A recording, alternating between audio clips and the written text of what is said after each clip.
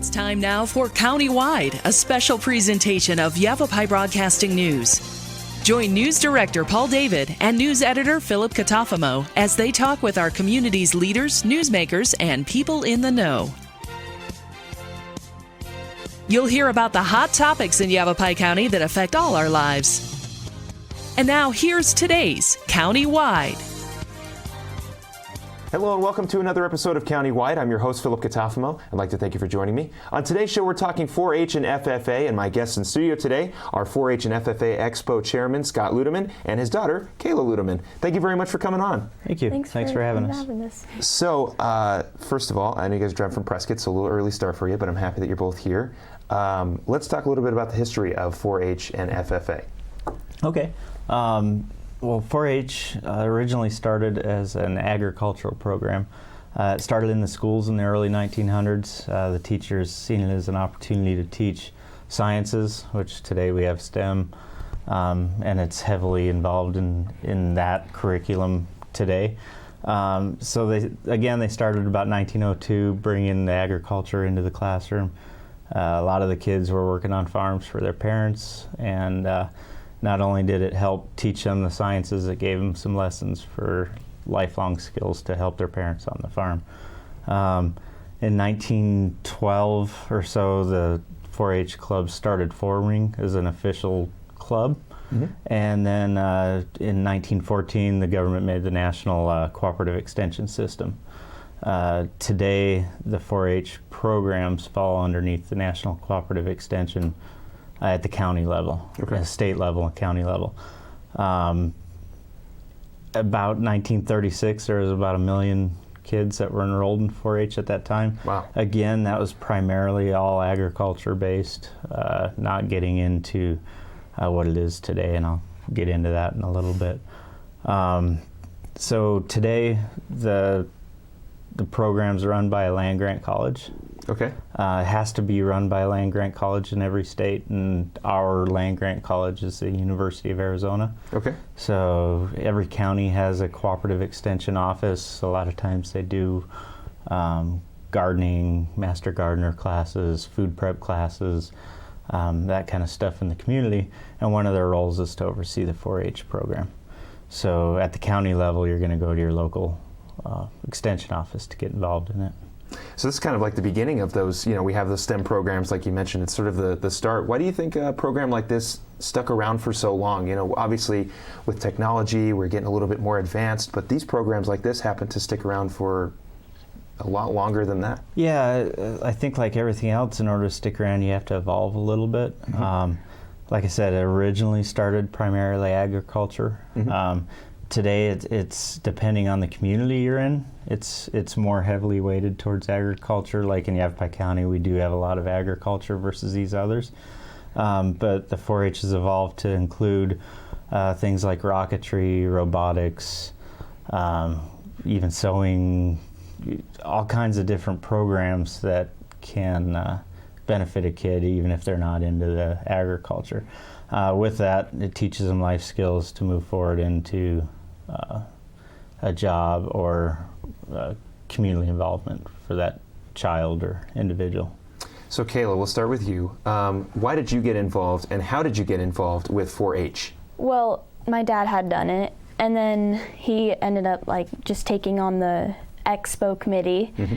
and he still enjoys it today, and he's learned a lot from it. And then my brother did it. He's 3 years older than me, so he'd been in it 3 years, and he always talked about it, and so I figured that I'd go, and I really enjoy it. So nice. Scott, what about you? How did you get started with 4-H and FFA? I got started when I was my kid's age. You can start, at that time it was 9 years old, now it's 8 years old. And you can get into the projects that way. They do have a clover bud program that starts before that, but they can't sell animals or do anything like that or be involved in the actual main club until they're old enough to do the work and record keeping and all that. And we can get into that. She can get into that in a little bit. So yeah, I got into it about 9 years old as a child in Yavapai County. I think that's why I kind of have a passion for it. I know what it did for me in the community, what it did for me as an individual, and I can attest to the fact that it really helps kids develop and mature and teaches them life lessons that a lot of kids don't get today.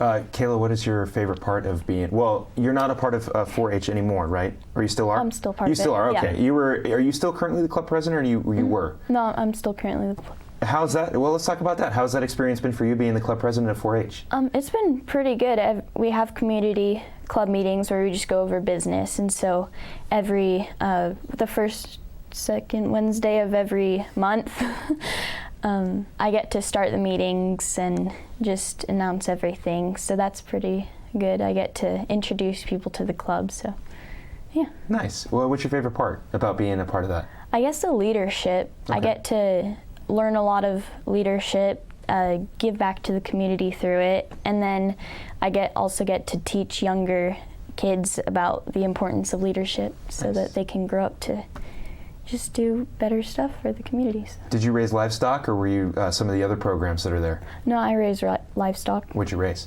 Swine. Swine? Oh, pig. Nice. Very nice. How'd that work out? You guys, well, that was going to be another question I had, but I'll ask it here. Obviously, you guys at 4-H, you can raise a cattle or a goat or like you said, a swine or a pig. There's a lot of livestock kind of still involved. So I live in a 2-bedroom apartment that has no backyard. If I had a son or a daughter who was in 4-H, what other, I can't really have a cow in my apartment because that's just, I don't have enough room for that. But what other programs are available that don't involve livestock? Well, you want to talk about it, or you want me to talk about it? Well, I'll talk about it. Okay. So like I said, agriculture is a big player in this county. Robotics, sewing, shooting sports. Okay. Kids can do shooting sports anywhere from shotguns to 22 rifles. They also have archery programs that are in it. They can do baking, leather work, gardening, just kind of, public speaking's a big one, which really helps these kids. Woodworking. At our expo coming up, which I'm sure we'll be talking about the expo, they have an indoor exhibit program, so these kids that are sewing or doing leather work, they'll actually have a chance to sell some of those items at our auction as well. You can see on the screen there, Scott, you want to give us a little information on that one? Yeah, that's one of our indoor exhibit people. It's a sewing project that they did. And is that a dog? Yeah, that's a dog that they did, and that's actually during our auction event. So the kids go in and they're in a small ring, and people are sitting around and bidding on projects. So. Wow. Yeah, that's great, and it's expanded so much from just livestock to a lot of different individual programs and stuff like that. So we've got about a minute before we got to head to break. Kayla, I want to get your perspective here. Why do you think it's important for people to join this program? Or kids, I should say, to join this program? Yeah, I think it's important. Just like we said earlier, it teaches a lot of leadership. You do community service and public speaking. You learn how to record keep, and just it has a lot of stuff that's good. You learn how to take care of animals if you're doing livestock, and then sew, and if just whatever you're doing with the other indoor exhibits. Did you give your pig a name? Yes, its name's Fat Amy. Fat Amy, very nice. From Pitch Perfect, I like that. It's very funny. Well, 4-H and FFA has an expo coming up here next month. We're going to get into that on the other side of this break. Countywide will be right back. Don't go anywhere.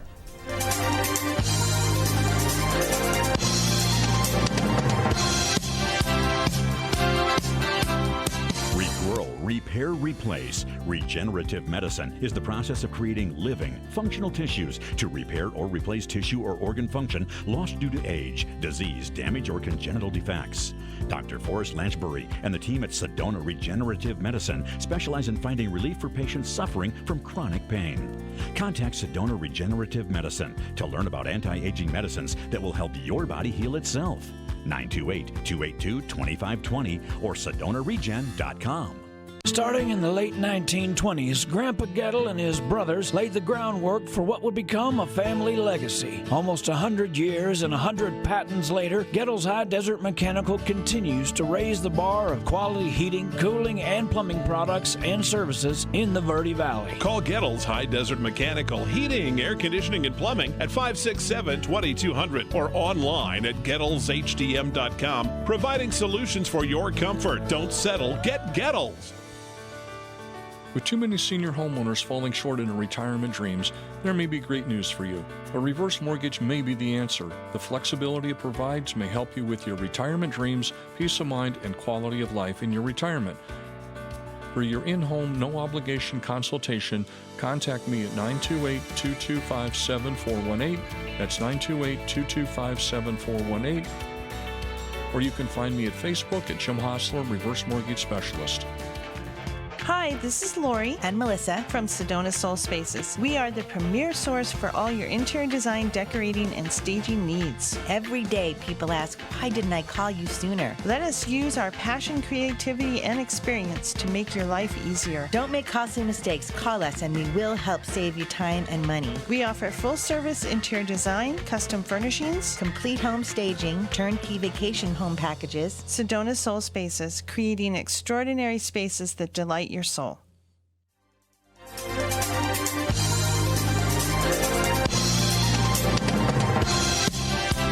Want to welcome you back here to Countywide. We are talking with 4-H and FFA Expo Chairman Scott Luedeman and his daughter Kayla. In our first segment, we talked a lot about the general information about the programs and why they're important and why they should continue to keep going as they are. But you guys, there's a couple other more general questions that I had about 4-H. Mainly fees. Are there any fees to join? I know you're raising a cattle, you're raising an animal, or you're possibly going and doing other activities. Are there any fees to join 4-H? There are some minor fees to join the actual program. The only other fees that there are with the expo that we'll be talking about here in a little bit. If you're going to be selling an animal or entering an animal into our expo, it's usually $10 an entry for the animal, and that goes to help put on the show and pay for some awards. Obviously, not quite what it costs to put on the show, right? But that comes from our sponsors. Are there any scholarships available? There are scholarships available. Expo Committee, which is what I am chair of, that is set up for scholarships for the kids. It gives scholarships anywhere from college scholarships, which is the main reason why we do it, to leadership opportunity scholarships. There's a couple camps that 4-H offers through the year. One is a leadership camp, and one's a learning camp for younger kids. What is U of A's involvement in these programs? Well, the U of A, is, as I mentioned before, is the cooperative extension for Yavapai County. Right. It's a land-grant college that oversees 4-H, and the 4-H is handled at the local level through the cooperative extension. And they get leaders, which currently we have about 60 leaders. They're all volunteer people, which oversee about 200 kids in this county. And they make sure that all the background checks are done and everything's a legal and legitimate process for the volunteers. That's always good. Yeah. Legal and legitimate processes are my favorite kind of processes. So an expo, April 22nd through the 25th at the Prescott Rodeo Grounds. Correct. You guys are having an expo. Can you tell us about that? Yeah, it's a program where the kids, they have their projects for anywhere from 5 months to a year and a half, depending on what project they have.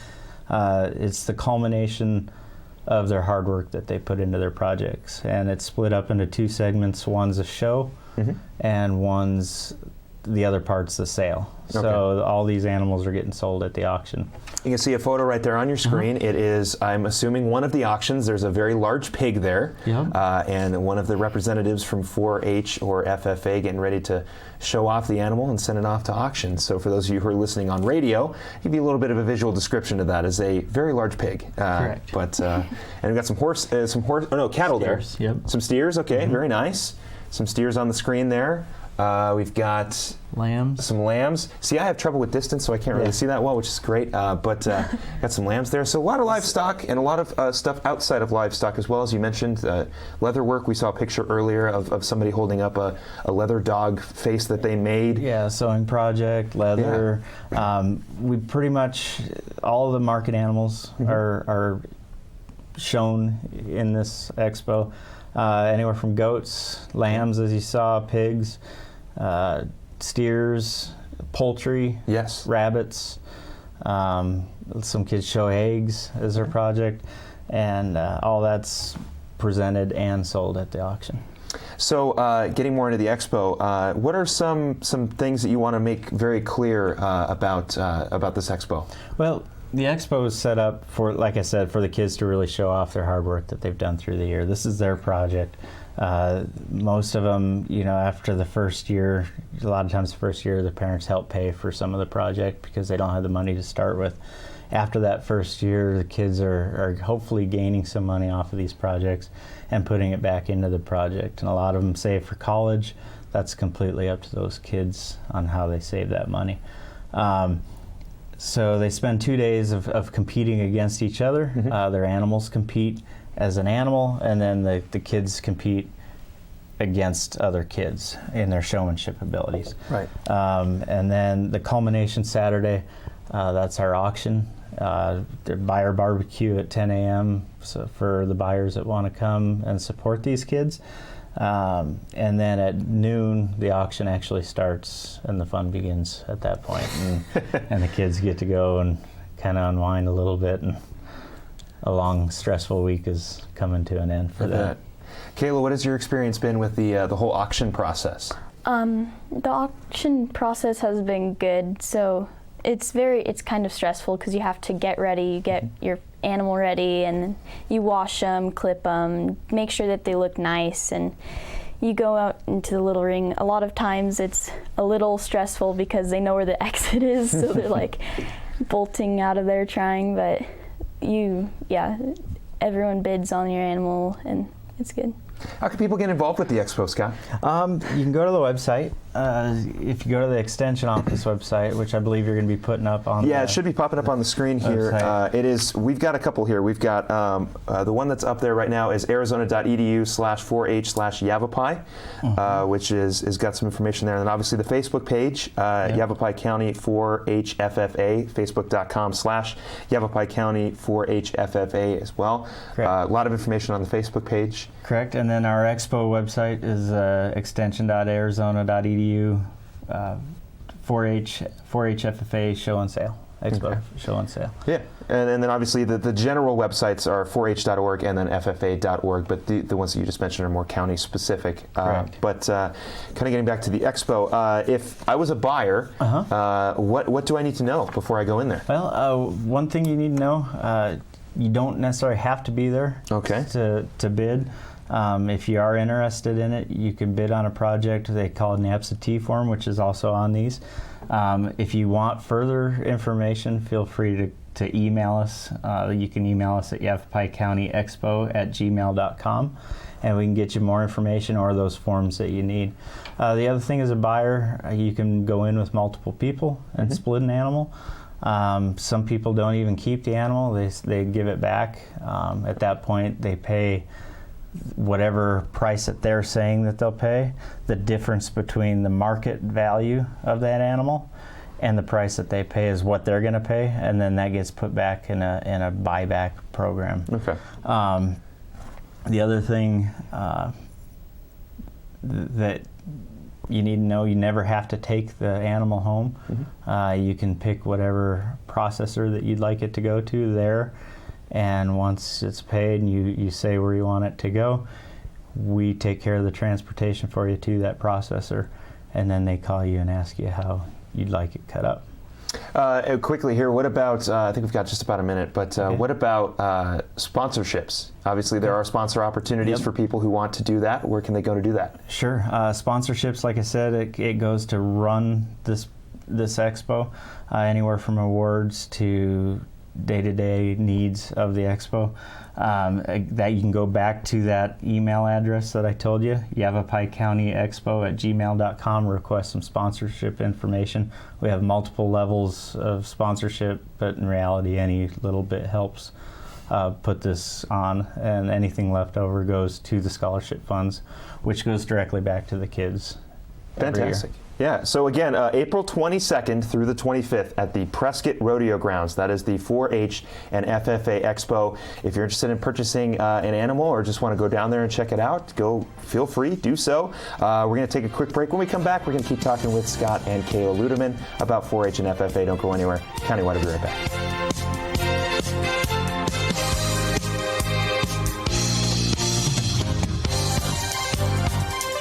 Starting in the late 1920s, Grandpa Gettle and his brothers laid the groundwork for what would become a family legacy. Almost 100 years and 100 patents later, Gettle's High Desert Mechanical continues to raise the bar of quality heating, cooling, and plumbing products and services in the Verde Valley. Call Gettle's High Desert Mechanical Heating, Air Conditioning, and Plumbing at 567-2200 or online at GettlesHDM.com, providing solutions for your comfort. Don't settle. Get Gettles.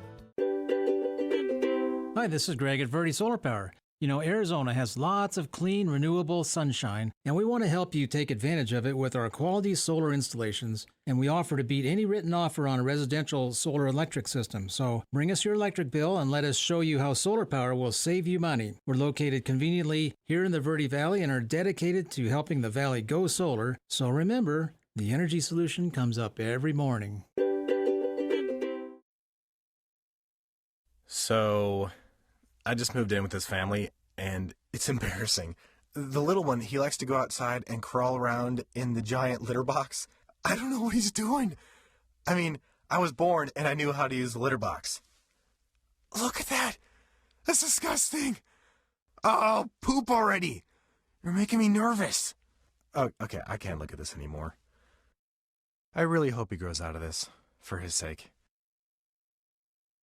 Orkin has pest control down to a science. When your business chooses Orkin's Precision Protection Program, you get a tailored pest control program for your specific industry and environment. Your business can benefit from over a century of experience, training, and scientific knowledge that define the Orkin man. Maximum protection, minimum exposure, backed by one of the industry's most comprehensive guarantees. Choose your locally owned and operated Northern Arizona Orkin and get more than an exterminator.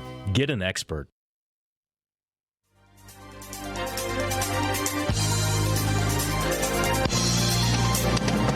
Welcome back here on Countywide. We are wrapping up our discussion about 4-H and FFA with my guest in studio today, Expo Chairman Scott Luedeman and his daughter Kayla Luedeman. We have talked about a lot. We talked about FFA and 4-H, their histories, how you can get involved. Obviously, there's an expo coming up on the 22nd of April through the 25th of April at the Prescott Rodeo Grounds. Kayla, Fat Amy, your pig, is hopefully going to make it to auction this year. So if anybody's interested in bidding on a celebrity pig, go ahead and head down there again, April 22nd through the 25th at the Prescott Rodeo Grounds. How many clubs are in Yavapai County? There's 11 clubs, I believe, right now in Yavapai County. And like I said, 200 kids, 60 volunteers that are overseeing those kids and programs. So again, come on out to the show. The 22nd, 23rd, and 24th will be the shows, and the auction's on the 25th, and free barbecue for you if you come and are a buyer at our auction. So, how can people get involved, just like in general with the club? Where would they go? They go to, easiest thing to do is to type in Yavapai Expo. So Google Yavapai Expo. Yep, Google Yavapai Expo. It'll take you to the extension website. And from there, you can request information for clubs. It has all the clubs in the county and ways to enroll. Okay. Yeah, a lot of ways to get involved. Obviously, there are sponsorship opportunities. If you are interested in sponsoring or just in a sponsorship opportunity for 4-H and FFA, Yavapai County Expo at gmail.com. You can send them any information that you have if you're interested in sponsoring this event. Again, it is coming up on April 22nd through the 25th at the Prescott Rodeo Grounds. Free barbecue. You get to bid on some animals or possibly some other cool stuff. It sounds like a lot of fun. Yeah, and if you do bid on something and win it, anything over the market price that you do is tax deductible for you.